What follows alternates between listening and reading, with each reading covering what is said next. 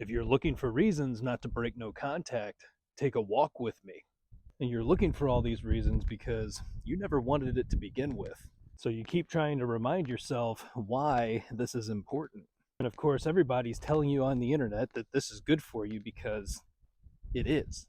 And all you really want to do is look for the loophole so you can break it.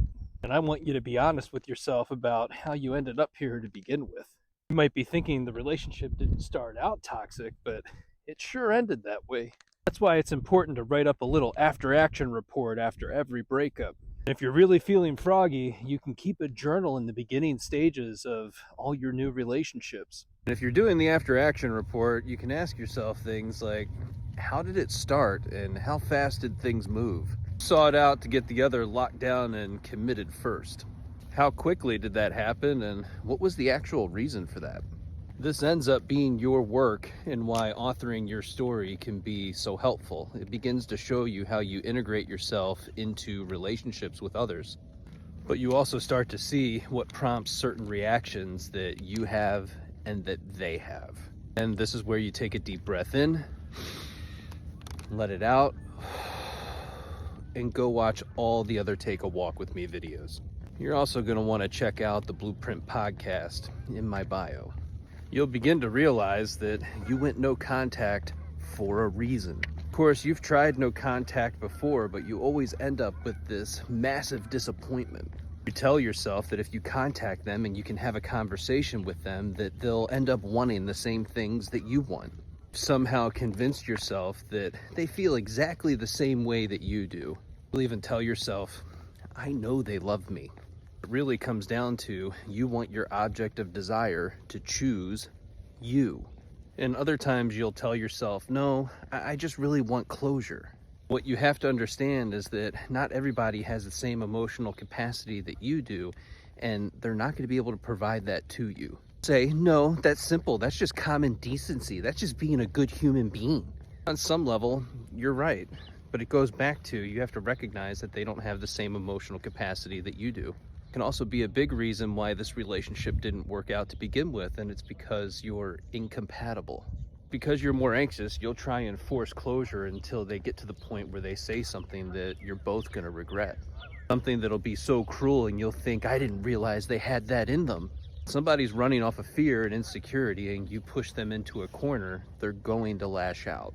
Reality is, the breakup is all the closure that you should need. It's a pretty clear statement. I don't want to be in a relationship with you.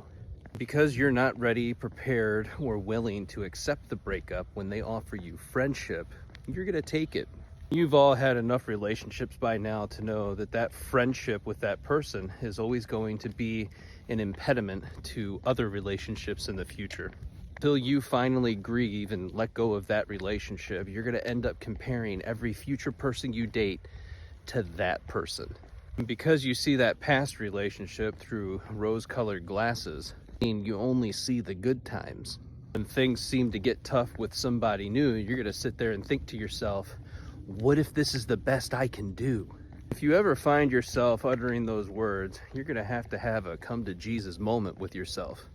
You're not only preventing yourself from having the relationships that you truly desire, but you have this other person that's trying to love you fully, and you're basically putting up a wall in between you. From their perspective, they're doing everything possible to love you in all the ways that you need to be loved. Except you don't really want it from them, or you're just not ready to receive it from them. Either way, that thought process and behavior is stopping both of you from having fulfilling relationships with the people that will actually love you. So should you break no contact? No. That's your opportunity to recenter yourself. Learn all the lessons that you need to learn from that relationship. Get clear on what your goals, values, and standards are for a relationship with you. And just because they respond to your text messages doesn't mean that they want to be back in a relationship with you. They might even meet up with you and you'll be thinking, oh, we're going to get back together. And you'll end up mad once again because they don't. Because they have a history with you, they have no problem spending time with you, grabbing coffee and talking about life and old times.